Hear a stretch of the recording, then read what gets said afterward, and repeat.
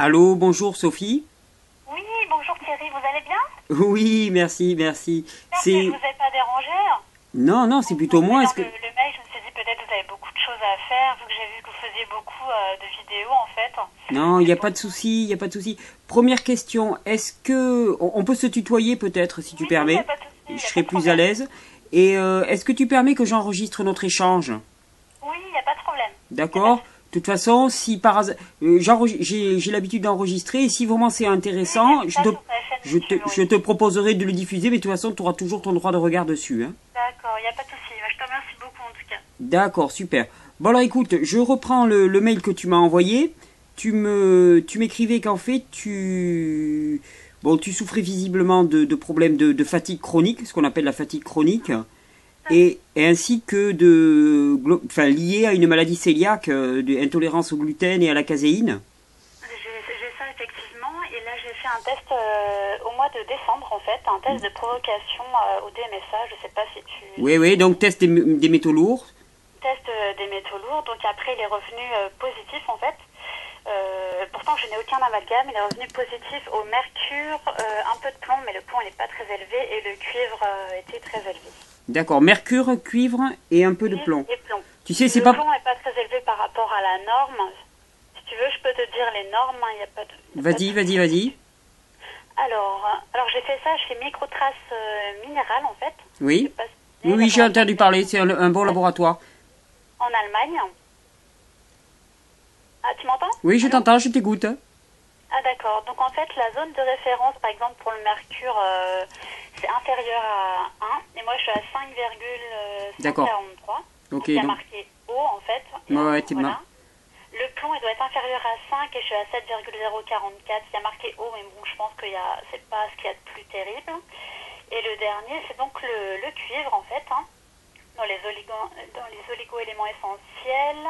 Donc le cuivre, il doit être entre 1,45 et 60, et moi je suis à 175,47. Oula, oui, d'accord. Ok, d'accord. Ok, donc t'es bien Voilà. marqué. Tu sais, c'est pas parce que tu n'as pas d'amalgame dentaire que tu n'as pas de pollution aux métaux lourds. C'est vrai, mais Ça- souvent les gens pensent justement que ça vient que des amalgames. Non, non, non, non, non. Mais Euh, ça peut venir de tes parents, ça peut venir de tes parents, ça peut venir de tas de facteurs d'exposition multiples. Ça peut venir des vaccins. Je sais pas si tu as déjà été vacciné. Moi je pense aussi que ça a été en bonne partie les vaccins, parce que je les ai tous faits. Hein. Ben voilà, t'as la totale. Ben, globalement, moi je dirais que si les personnes qui ont eu un peu la totale au niveau vaccin, ils sont plus ou moins de toute façon marqués aux métaux lourds, de toute manière. Donc il n'y a pas besoin Il y a des d'avoir... gens aussi qui évacuent moins aussi, ça dépend de la personne. Il y a peut-être des gens qui ont plus de mal à évacuer ça quand ils font le vaccin. Enfin, Oui, je pense qu'il y a des gens qui ont du mal à évacuer, quoi. oui, oui, Personnes. de toute façon. De toute façon. Bon, donc tu as fait le test au DMSA. Ouais. Qu'est-ce que Le tu... test des messages, j'ai pris 15 gélules, donc c'est des gélules à base de soufre et encore d'autres Oui. choses, il me semble. Et du coup, depuis, je suis pas bien du tout, en fait. C'est encore pire, en fait. Dès le lendemain, j'étais pas bien. J'avais comme des vertiges, en fait. Hein. J'avais des nausées. J'arrête pas de rôter. Voilà. Donc ouais, mais ça c'est le soufre. Tu as commencé donc le traitement au DMSA. J'ai pas commencé. J'ai juste fait le test et depuis, je suis pas bien. Donc, je me suis pas lancée dans les chellations chimiques. Voilà. Donc, Alors, ce qu'il faut... m'a suffi, en fait, quoi. Le test m'a mis vraiment très mal, donc je voulais pas continuer. Voilà, alors ce qu'il faut savoir, c'est que la détoxination des métaux lourds au DMSA, hein, donc avec ce produit-là, est radicale. Et on va dire que c'est la seule dont on sait qu'elle fonctionne à 100%, sans problème. Par contre, elle n'est pas dénuée de conséquences très lourdes pour le corps. C'est clair, c'est très très très très très lourd. Et j'avoue que moi j'y vais vraiment en reculant vers cette solution quand on me demande mon avis, parce que je pense que c'est quand même un sacré enjeu finalement d'imposer ça au corps. Alors je peux te parler moi de ce que je vis actuellement, parce que j'y suis confronté. La question s'est posée aussi pour ma compagne qui a les mêmes difficultés avec une intoxication aux métaux lourds. On a choisi un protocole qui nous a été recommandé par une amie médecin. Il y a un laboratoire qui s'appelle le laboratoire, alors je fais de la pub mais je n'ai aucune affiliation, hein, qui s'appelle le laboratoire Le Stum. Le Stum, c'est L-E-S-T-U-M, ils sont assez connus dans le monde de la naturopathie, qui ont fait un... C'est en France? Ouais, ça vient de... C'est en France, Le Stum, ça s'appelle. Le Stum. Le Stum. Et ils font un produit qui s'appelle le Xénosulf, Et alors, le xénosulf a été testé sur une population et il y a des résultats de tests qui sont très intéressants. Et ils auraient des résultats assez probants sur la chélation aux métaux lourds. Et ça serait sans aucune des conséquences qu'aurait la DMSA. Ouais, voilà, parce que moi, en fait, en plus de ça, en fait, c'est que, je sais pas si je te l'avais dit, c'est que ils ont retrouvé une vieille infection chronique en plus dans mon corps, quoi. C'est-à-dire que j'ai une vieille infection chronique. D'accord, qui l'attente. Voilà, donc je me dis, est-ce que peut-être si j'ai fait le test, est-ce que ça peut réactiver un virus ou une bactérie qui était présente et qui était bloquée par les métaux lourds et qui a pu la réactiver, ou les toxines qui se sont remises en circulation. Surtout ça. Donc moi, ce que j'aurais tendance à te proposer, c'est le protocole qu'on a adopté, c'est-à-dire de commencer par le xénosulf, de le faire pendant 3-4 mois, et de voir s'il y a une amélioration globale de l'état général. Et s'il n'y en a pas, alors de se poser la question du DMSA. Mais partir de but en blanc sur le DMSA, pour moi, c'est très très très lourd, hein, parce qu'au niveau du corps, je veux dire, ça va être désastreux. Je sais pas pourquoi, parce qu'il y a d'autres personnes qui le supportent, mais moi, j'ai pas du tout. Attention, c'est pas parce qu'une personne ne manifeste pas un degré d'inconfort qu'elle supporte un produit. Tu comprends? Il y a des corps qui manifestent plus ou moins leurs réactions et leurs symptômes. Donc, ton corps manifeste beaucoup, à la limite, tant mieux pour toi, parce que ça te fait mieux sentir les effets délétères quoi que peut avoir ce produit. D'accord, moi je pensais que les autres, s'ils n'avaient pas de symptômes aussi après le test, et qu'ils l'avaient bien supporté. Non, tu sais, c'est la fameuse... Le médecin qui me suivait pour ça, elle disait que c'était vraiment sans danger, elle m'a même pas prévenu. Ah oui, non, mais ça c'est criminel de dire quelque chose comme ça. Alors que c'est une spécialiste des métaux lourds en France, elle m'a pas prévenu qu'on peut mal réagir, quoi. Elle a pas on peut très très mal réagir. Et moi j'ai pas mal de témoignages de personnes qui ont fait une chélation au DMSA et qui ont vécu vraiment des moments très très très difficiles.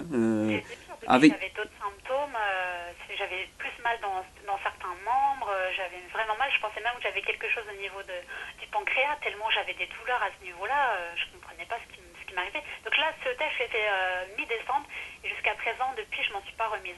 Ah d'accord, tu es toujours encore sous le coup de l'impact de ça. Ma fatigue s'est intensifiée. D'accord.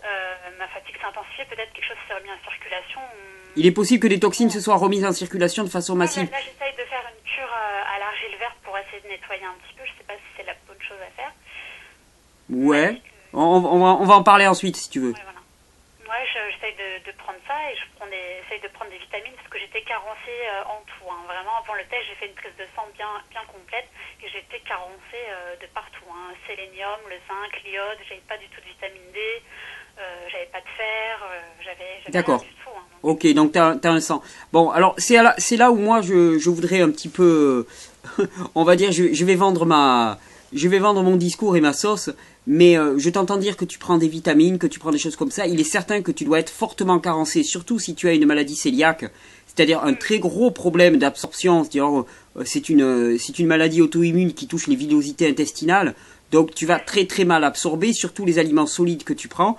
Et dans ton cas, plutôt que de prendre des vitamines sous forme synthétique, hein, qui sont des vitamines de synthèse, je te conseillerais fortement de te mettre massivement au jus vert, les choses comme ça. D'accord, parce que moi là, en ce moment, je prends de la spiruline. Ouais, alors ouais. Je sais pas si c'est bien ou pas, on entend de tout. On entend de tout sur la spiruline. Ouais, il y en a qui disent suis... c'est le remède miracle, il y en a qui disent que non, voilà. Bon, ce qui est clair, c'est que c'est moins pire que la chlorella. La chlorella, il faut surtout pas en prendre. Parce que... Il y a des gens qui disent qu'il faut prendre ça, alors on sait plus qui... Non. Alors la chlorella, à part que sa paroi cellulaire a été craquée électriquement, elle est totalement indigeste pour l'organisme humain. Il faut bien savoir qu'elle a une paroi cellulaire qui est tellement épaisse et tellement forte qu'on ne peut pas la digérer. C'est pas que ce soit mal d'en prendre, c'est que ça sera inefficace totalement. Après, il y a 15 ans, on en parlait beaucoup de ça, notamment bien par sûr. rapport au professeur Klinghardt, il parlait beaucoup de la chlorella déjà. Exactement. Alors le problème, c'est que quand il en parlait, lui, peut-être qu'il faisait référence à une source de chlorella qui avait été proprement craquée électriquement et dont la paroi cellulaire avait été craquée. Le problème, c'est que c'est loin d'être le cas dans la majorité des chlorellas qui sont vendus sur le marché. Donc je ne sais pas avec quel... J'en ai jamais pris de ça, j'en ai jamais pris. Ouais. Moi, franchement, je suis pas un fanat de ces produits hyper concentrés que sont la spiruline et la chlorella. Et par contre, disons que si tu veux, quand je dis que je suis pas un hyper fan, c'est que je les ai testés. Et j'ai aussi testé l'efficacité des jus verts sur un organisme. Alors, pour moi, il n'y a pas photo Mais vraiment, il n'y a pas photo. Pour renverser un état finalement dans lequel tu as un manque en vitamines, en minéraux, tu as un bilan sanguin au niveau hémoglobine et ainsi de suite qui est bas, il n'y a rien de comparable au jus quotidien. Ça, c'est évident pour moi, franchement. J'ai jamais fait. Ça, j'en ai jamais fait. C'est vrai qu'on n'a pas trop l'habitude de faire ça, en fait. Non. Mais ça doit être considéré, dans ton cas, ça pourrait être considéré vraiment comme une thérapie et thérapie de base, je te garantis. Hein. Mais j'ai jamais testé, justement. Je serais curieuse de savoir ce que ça fait. Moi, je suis ouverte à tout, justement. Je suis pas du tout fermée à ce genre de choses. Pour moi, ça serait la première chose à faire. Surtout que tu me parles. Si tu veux, l'intérêt des jus, il est premier, c'est que dans le cas d'une malabsorption comme la tienne, eh bien, les jus ne passent pas au niveau de l'intestin grêle. Donc, le problème de l'absorption, il ne se pose quasiment pas. Ils sont directement absorbés, puisque c'est sous forme de liquide, ils sont quasiment directement absorbés dans l'estomac. Et donc, le problème d'assimilation via les villosités ne se pose quasiment pas. Donc, c'est de la nutrition directe que tu vas recevoir. Et c'est là où c'est vraiment très, très intéressant pour rétablir un cas comme le tien. C'est là où on a un net avantage. C'est-à-dire que tous les autres produits, ils vont devoir passer par un processus digestif. Et ton processus digestif, eh bien, il sera aussi bon ou aussi mauvais que ta capacité à assimiler. Si tu as une capacité à assimiler qui est médiocre parce que finalement, tu as cette atteinte des villosités, eh ben, tu auras beau prendre massivement des produits, tu ne les assimileras pas. Tu comprends? D'accord. Ouais, je comprends. L'idée là, c'est d'aller renourrir les organes directement et de leur redonner un petit peu et de restaurer un petit peu la muqueuse intestinale et de faire en sorte que tout ça se rééquilibre progressivement. Agir peut-être un petit peu comme un probiotique, peut-être naturel, oui. C'est ça exactement. De toute façon, hein, probiotique, qu'est-ce que ça veut dire? C'est l'inverse d'antibiotique. Antibiotique, ça veut dire opposé à la vie. Hein, d'ailleurs, c'est assez intéressant. Je m'amuse souvent à le dire aux gens qui me disent « Mais est-ce que c'est intéressant de prendre des antibiotiques ?» Je dis « Oui. » Est-ce que c'est intéressant? Dans la mesure où tu es mort, oui, ça peut être intéressant. Si tu es vivant, c'est un peu gênant de prendre un produit contraire à la vie. Justement, je voulais poser la question après pour l'antibiotique, justement. Voilà, bon. Mais oui, les jus sont considérés comme des probiotiques au sens où ils favorisent la vie, massivement. Donc un probiotique, c'est toute substance qui favorise la vie. Donc oui, les jus sont probiotiques et surtout, je dirais qu'ils sont intéressants parce qu'ils ne passent pas par un processus digestif compliqué. Donc pour toutes les personnes qui sont extrêmement fatiguées, eh bien ça ne draine pas de leur énergie au niveau de la digestion. Et là, c'est exceptionnel. C'est exceptionnel pour rétablir un organisme. Vraiment, je pèse mes mots quand je dis que c'est exceptionnel. Hein. Il faudra que je teste. On peut trouver peut-être des recettes sur ton site ou... Oui, mais il n'y a aucun problème. Il faudra d'abord que tu t'achètes un extracteur de jus. Je ne sais pas si tu as les moyens financiers pour ça ou pas.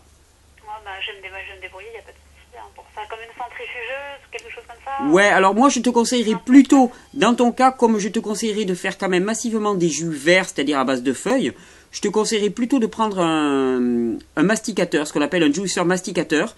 C'est-à-dire c'est quelque chose avec une vis sans fin. Alors il y a un modèle, moi, que j'ai testé, que je recommande, parce que pour moi c'est le meilleur rapport qualité-prix.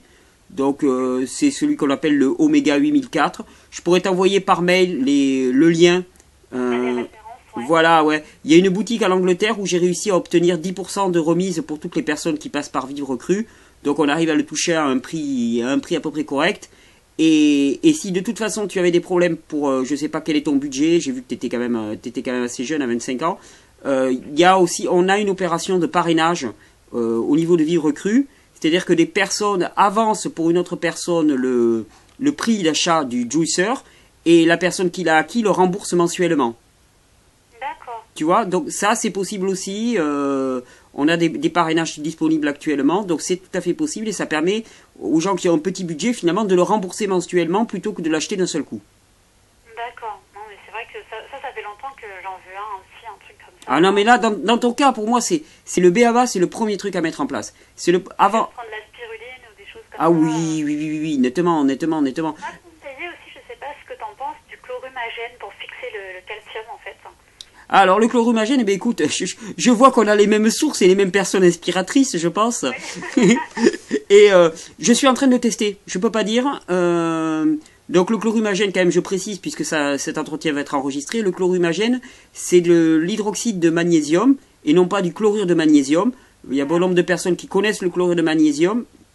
Et donc, je déteste le goût. Hein. Oui, le goût est pas facile. Ah ouais, ça plaît pas à tout le monde. Hein. Voilà. J'avais testé moi le chlorure de magnésium. Le chlorure de magnésium est assez fabuleux au niveau de l'état général. J'avais vraiment mesuré son influence il y a quelques années. Et là, donc, depuis quelque temps, moi aussi, j'essaye le chlorumagène, donc qui est de l'hydroxyde de magnésium. La différence, c'est qu'en fait, cet hydroxyde de magnésium, il est insipide, il n'a pas de goût particulier. Et le chlorure de magnésium se formerait dans l'estomac sous l'effet des attaques acides, finalement, des sucs acides de l'estomac. Alors, j'ai pas assez de recul, je peux pas dire ce que j'en pense. On en a parlé, on m'a dit justement qu'il y avait souvent qu'une seule maladie au monde, c'est qu'on ne fixait pas le calcium. C'est pas parce qu'on n'en avait pas, on en a partout dans le corps, mais qu'on ne fixait pas, et c'est pour ça qu'il y a plein de gens qui sont malades. Elle a dit qu'il n'y avait qu'une seule maladie au monde, mais elle a sûrement raison. Moi, je ne m'y connaissais pas du tout, et c'est elle qui m'a justement... Ouais, alors là l'histoire de la une seule maladie, bon, j'ai tendance à tiquer souvent un petit peu, parce que je crois que chaque chercheur trouve un point fondamental et il a l'impression que toute maladie se ramène à ce point unique. C'est un peu dérangeant pour moi, donc j'y adhère pas complètement. Mais par contre, que le problème de fixation du calcium soit un problème majeur et récurrent, ça par contre c'est certainement vrai. C'est certainement vrai. Dès qu'on avait en fait du calcium dans la prise de sang, qu'on n'avait pas de carence, c'est qu'on en avait quoi. En fait, c'était pas ça du tout. En fait, j'avais mal compris, c'était que on ne le fixait pas en fait. On ne le fixe pas, exactement. On ne le fixe pas. Mais disons que c'est quand même, tout est multifactoriel et j'ai du mal à ramener les choses simplement à un seul facteur. C'est juste pour ça que je mettais un petit bémol. Multifactoriel aussi, peut-être qu'il n'y a pas que ça. Il y a peut-être voilà. Aussi, mais exactement, les déficiences de fixation de calcium sont importantes dans l'organisme. Mais ça dépend aussi des gens, ça dépend du patrimoine génétique. On est tous armés différemment et avec des points faibles, on va dire, des maillons faibles qui sont complètement différents les uns des autres. C'est surtout ça qu'il faut savoir. Chaque personne aussi est différente. Ça je pense aussi. Voilà. Et donc, est-ce que tu connais le lien en fait entre l'infection chronique et métaux lourds en fait? Parce que souvent il y a un lien entre les deux et on n'en parle pas assez, je trouve. Et je pense qu'il y a vraiment un lien entre les métaux lourds et des vieilles infections chroniques comme des borrélioses chroniques, la maladie de Lyme ou d'autres choses comme ça. Je pense qu'il y a vraiment un lien entre les deux. En tout cas, j'ai pas encore l'explication nette, pour moi. Par contre, je le mesure au niveau statistique. C'est-à-dire que je rencontre de plus en plus de gens qui ont à la fois une infection aux métaux lourds et une maladie de Lyme ou une borréliose ou des choses comme ça. Donc au niveau statistique, je confirme complètement. Ensuite, au niveau explication, mis à part le fait que les métaux lourds vont directement impacter au niveau cellulaire, donc c'est à l'intérieur de la cellule qui se fixent les métaux lourds. C'est bien pour ça qu'ils sont si difficiles à déloger. Ah, ils sont difficiles, ils sont faciles à rentrer, mais pour très difficile à déloger. Or, c'est au niveau de la cellule que nos codons d'ADN, finalement, forment nos protéines et ainsi de suite. Donc, je pense que c'est pas étonnant de voir un dysfonctionnement global du corps de type infectieux quand disons que le patrimoine génétique même de la cellule est touché, finalement, et les matériaux même de la cellule sont touchés.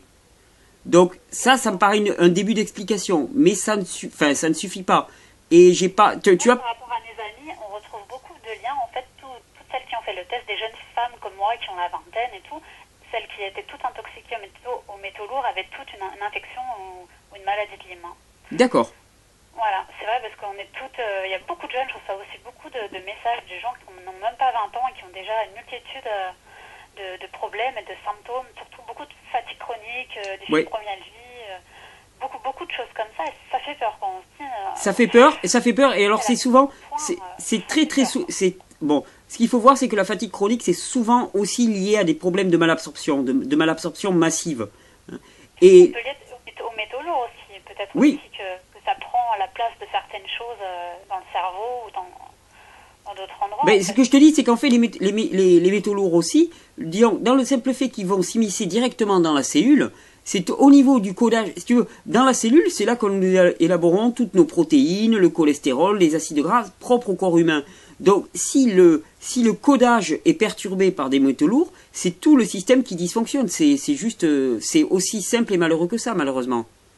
Mais alors, pourquoi est-ce que ça apparaît maintenant de plus en plus chez les jeunes? Moi, je pense qu'il y a une transmission au niveau génétique de parents à enfants qui est de plus en plus forte. Il y a les pollutions externes, et puis il y a tout le... Voilà, exactement. Toutes les pollutions environnementales que l'on retrouve au niveau de l'alimentation, mais pas que. Dans les aérosols, dans tous les produits de traitement de surface. Je pense que les femmes, je trouve qu'il y a beaucoup de femmes. Moi, j'ai pas vu énormément d'hommes. C'est les cosmétiques en grande partie. Parce que pourquoi il y a beaucoup de femmes qui ont de la fibromyalgie et souvent ça, je me dis c'est qu'il y a quelque chose. Soit c'est hormonal, soit c'est parce qu'elles mettent plus de choses sur elles. Ouais, mais c'est en grande partie les cosmétiques, parce que par la peau ça passe énormément. Tu sais, il y a toutes ces... Il y a filles, en fait, j'essaye de dissuader, parce que moi, je suis maquilleuse, en fait, et Aïe, oui. j'essaye de dissuader plein de filles de faire attention à ce qu'elles mettent, mais elles ne me croisent pas du tout. Elles croient que ça passe pas par la peau.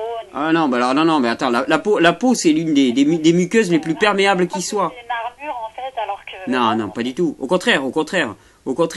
Non, c'est très important. D'ailleurs, ça peut être exceptionnel. Si toi, en tant que maquilleuse, tu es attentive à ça, tu peux arriver à faire peut-être passer un message à terme. J'essaye via mes pages Facebook et tout, j'essaye de faire passer des messages, mais des fois, les jeunes, elles se croient intouchables, elles croient qu'elles ne vont pas être touchées par la maladie, alors que c'est maintenant qu'il faut faire attention pour après, quoi.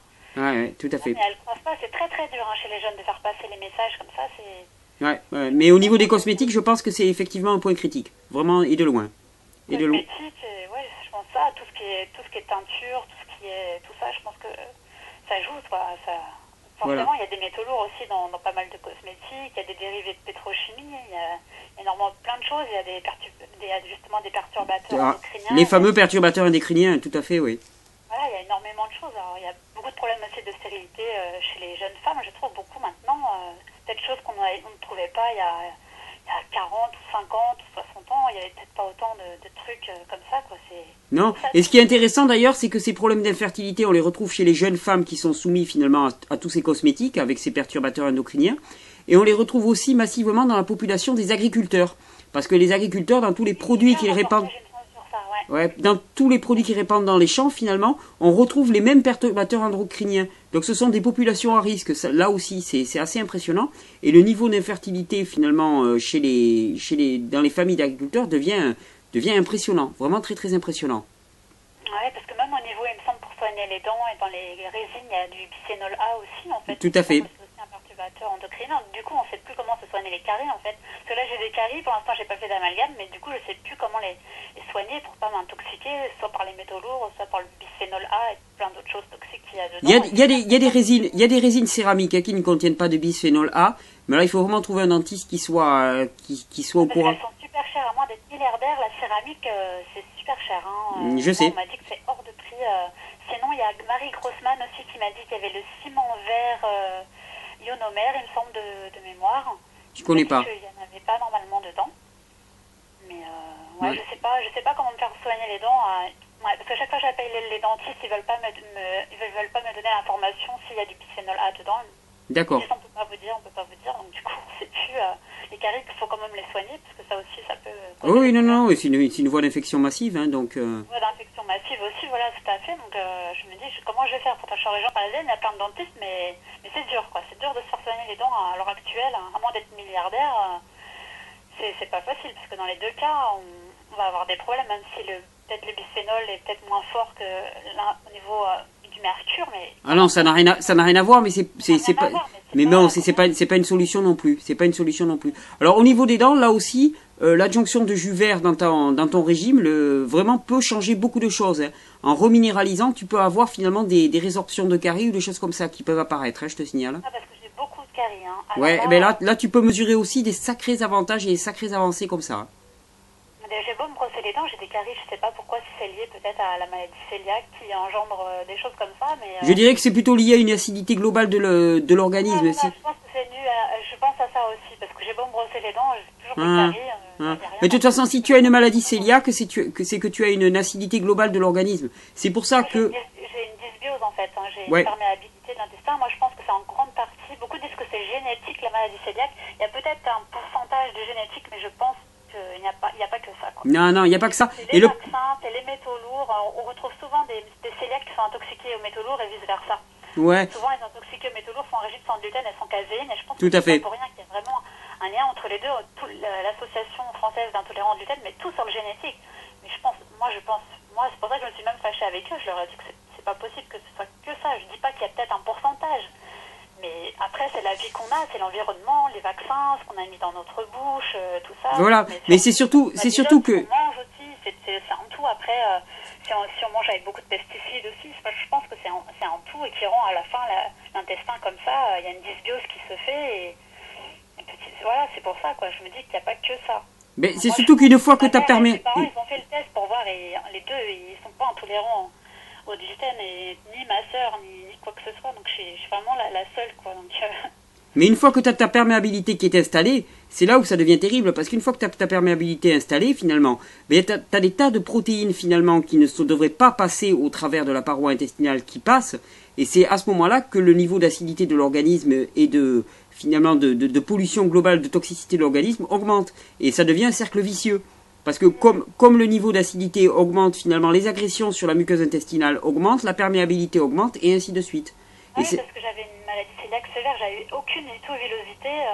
Si je faisais pas un régime, je risquais de faire des lymphomes, quoi, tellement il n'y avait pas du tout de... Donc c'est pour ça, là, le seul moyen de renverser ça maintenant, c'est de vraiment une alcalinisation massive de l'organisme. Et je te dis, moi je commencerai un protocole de chélation naturelle avec le produit dont je t'ai parlé, le xénosulf. Je tenterai l'expérience. Ouais, faudrait que tu m'envoies le nom exact. Je t'enverrai le nom exact. Et ouais. je ferai là aussi une cure de jus vert, vraiment introduire ça de façon quotidienne, 1 à 2 grandes prises de jus vert par jour, et tu vas voir que tu vas avoir une sacrée amélioration, surtout au niveau de la muqueuse intestinale. Et c'est d'après moi, c'est ça qu'il faut commencer à soigner en premier.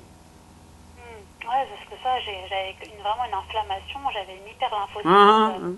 Donc à ce niveau-là, tu vas avoir un gros avantage. Et je voulais te demander, est-ce que les métaux peuvent aussi jouer au niveau de la vessie, comme une cystite interstitielle, en fait, par exemple? Il n'y a pas de... Ma maladie cœliaque, aussi c'est un germe, aussi c'est... parce que j'ai une cystite interstitielle, en fait, une inflammation chronique de la vessie, en fait, depuis maintenant plus de 2 ans et demi, en fait, et je me demande d'où ça vient, en fait, parce que je suis partie voir plusieurs urologues, ils n'ont pas trouvé de... Ils ont fait des prélèvements à ce niveau-là? Ils ont fait des biopsies et il y avait des pétichies en fait diffuses. La vessie était hyper émiée. Il y avait des pétichies diffuses et l'urothélium, en fait, la couche qui protège la vessie était d'épaisseur variable, en fait, comme si elle était rongée un peu comme une maladie auto-immune, en fait, dans la vessie, un peu, quoi. Comme si elle était s'attaque elle-même, quoi. Enfin... Ouais, bah alors là, moi l'explication que j'aurais, c'est toujours pareil, hyperperméabilité de l'intestin grêle.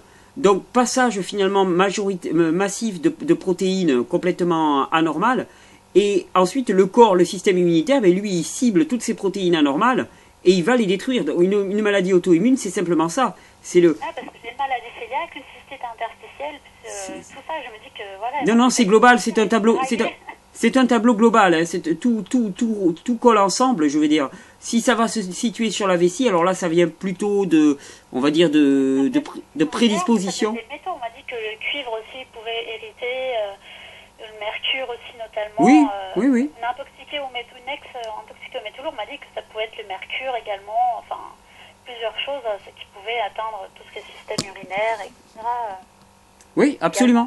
Absolument. C'est pour ça que tu auras du mal finalement à faire le tour de manière symptomatique. Et c'est pour ça que moi je te propose plutôt une approche, on va dire, globale du système. C'est-à-dire commencer à guérir la muqueuse, commencer à régénérer le système. Parce que sinon, si tu commences à t'intéresser à chaque petit point individuellement, tu vas pas t'en sortir. Et puis quelque part, c'est globalement qu'il faut comprendre le dysfonctionnement. Parce qu'une partie entraîne une autre.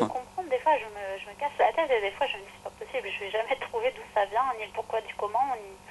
Parce que je me suis dit, en supprimant, là, ça fait depuis septembre que je fais le régime sans gluten et sans caséine. En fait, mes villosités, là, elles ont un petit peu repoussé, parce que j'ai fait une biopsie 6 mois après pour voir si c'est un petit peu mieux. Même mes anticorps anti-gliadine, etc., ils sont vraiment redescendus. Donc ça, il n'y a pas de souci. Il y a aussi, je vois pas d'amélioration au niveau de ma vessie. On m'avait dit que si je supprime même le lait, parce que j'ai une grosse intolérance au lait, j'allais aller mieux, mais je vois pas du tout de différence, là.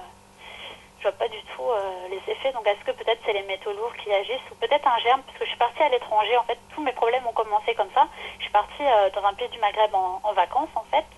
J'ai mangé un yaourt et depuis, en fait, je suis malade, en fait. Donc, est-ce que tu as vérifié un petit peu la présence de salmonelle dans ton organisme? Je sais qu'on m'a juste fait des prises de sang, c'est tout. Ils ont vu qu'il y avait une baisse au niveau de mes Natural Killer 3. D'accord. Voilà, donc je pense que voilà, elle m'a dit que c'était une vieille infection chronique qui se baladait. C'est pour ça, moi peut-être le yaourt, peut-être autre chose. Je sais pas. Enfin, depuis le voyage que j'ai fait justement au Maghreb, quand je suis revenue, j'étais pas bien. C'est là où j'ai commencé à avoir des problèmes urinaires. Moi, je pensais que c'était juste une infection urinaire. Non. Et en fait, non, quoi. Depuis, c'était une polyacurie. J'ai tout le temps envie d'uriner. Voilà, ça depuis aujourd'hui. Ouais, c'est une inflammation chronique, donc.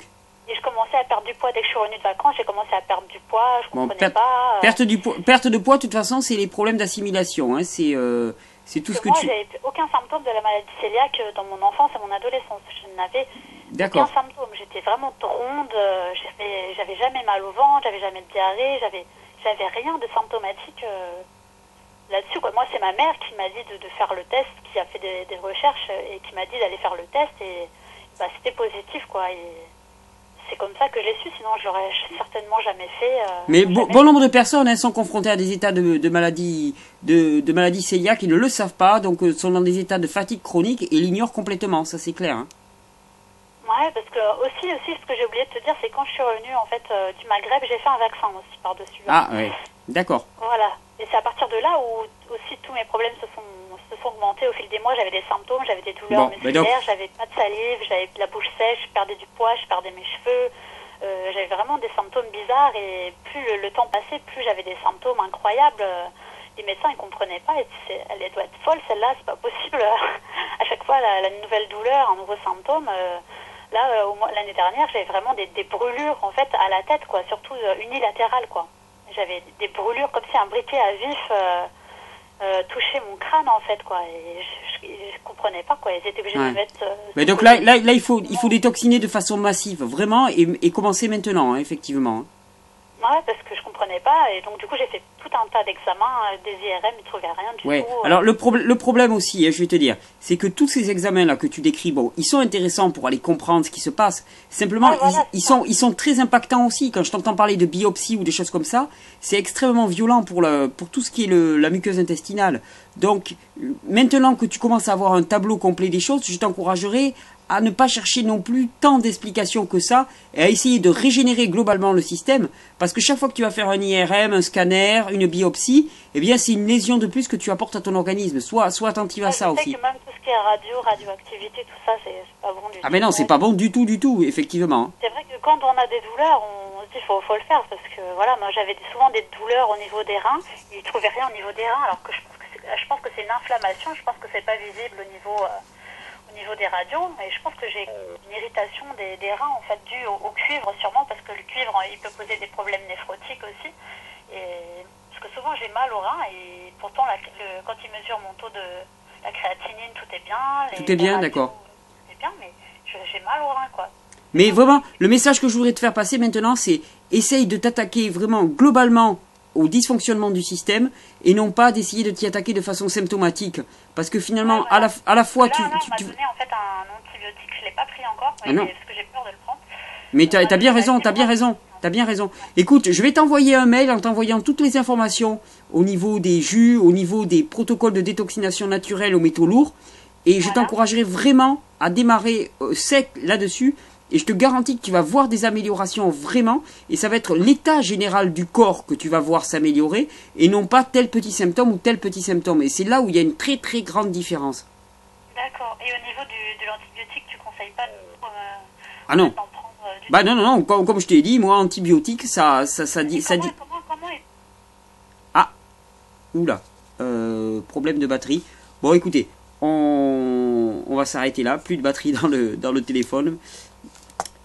Vous avez vu un petit peu, je vais donner ces informations. S'il y a des gens qui sont intéressés par ces produits, le Xenosulf des laboratoires Le Stum, je suis en plein test d'expérimentation avec, mais si vous allez sur la page du laboratoire Le Stum, vous allez voir que finalement, il y a des études qui ont été faites et qui sont extrêmement probantes. Donc pour toutes les personnes qui suspectent une intoxication aux métaux lourds, avant de faire un protocole lourd au DMSA, eh bien, je vous encourage à faire cette expérience avec le Xenosulf, qui est bien plus léger et surtout sans conséquences comme il pouvait y avoir avec les autres produits. Je vous souhaite une bonne journée, j'espère que cette vidéo vous aura été utile et j'attends vos remarques, vos commentaires. Merci de partager ces vidéos et à très bientôt avec les vidéos de Vivre Cru. Petit complément, parce que vous l'avez vu dans cette vidéo, finalement je n'ai pas arrêté dans cette vidéo de recentrer le dialogue sur le global plutôt que le symptomatique. Et je voulais vraiment insister là-dessus parce que, vous l'avez vu, on peut très rapidement tomber dans une approche très analytique du corps, dans lequel finalement on analyse tel phénomène et tel phénomène, on essaie de répondre à ce problème, puis ce problème, et on fait tel examen et tel examen. Et chaque examen, eh bien, impacte le corps, fatigue le corps, soumet le corps à un stress, un facteur de stress supplémentaire. Chaque analyse supplémentaire finalement décortique le corps en petits morceaux, alors que globalement, il n'y a qu'une seule cause aux maladies, c'est l'accumulation de déchets toxiques, des déchets acides principalement. Et il n'y a que très peu de maladies de carence dans nos sociétés. Donc, c'est bien pour ça que chaque fois je ramène, ça peut paraître un petit peu simpliste comme discours, mais je ramène au Joyce, les jus, plus que jamais. Les jus, le repos, le contact physique, les conditions normales, physiologiques. C'est qu'on peut chercher à comprendre un petit peu tout ce qui ne va pas, tout ce qui dysfonctionne dans le corps. Mais tout ça, ça nourrit le mental, ça crée des facteurs de stress supplémentaires, ça ne va pas dans le sens d'un repos et d'une quiétude de l'individu. Bon, alors ça nourrit une forme d'industrie, ça nourrit une forme de recherche, c'est certain, qui prolifère là-dessus, mais pour moi, ça ne nourrit en aucun cas la santé. Et c'est pour ça que, finalement, ma réponse, elle est toujours assez simple et assez simpliste aux yeux de certains. C'est, on retrouve les conditions normales et physiologiques. C'est de l'hygiénisme pur à la sauce des pionniers de l'hygiénisme. J'en vois la puissance et la pertinence chaque jour. Donc je ne lâcherai pas ce discours. Mais c'est vraiment ce que je voulais partager au cours de cet entretien. C'est vraiment de pointer à quel point... Hop là, il y a un joli contre-jour. Bon, on va se débrouiller comme ça. Pointer à quel point finalement... ça m'intéresse pas tant que ça de décortiquer les choses. Et en termes de physiologie...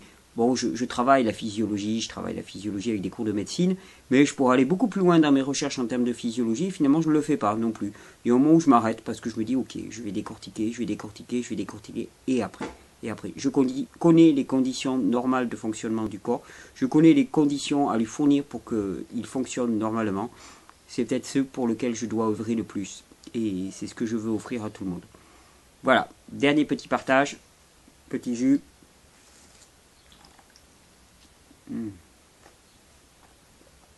Belle journée, à tout bientôt.